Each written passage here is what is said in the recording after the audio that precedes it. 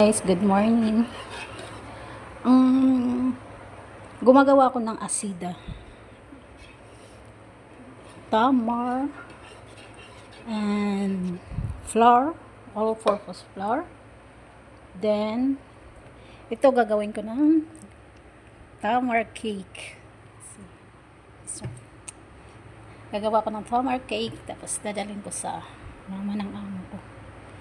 Tapos, after that, put cinnamon, cardamom, and black pepper, and saffron.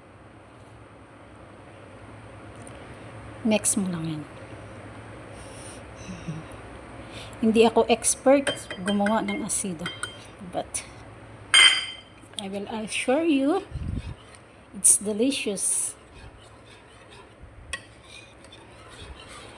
Mimix muna natin. After that,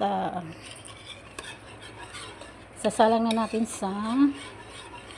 pwede ito isalang sa oven or sa ilalim ng oven, or sa apoy. Mimix mo lang until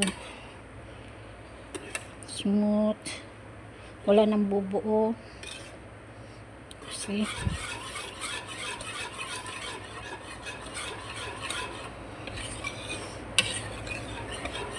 Tapos, after that, you put butter.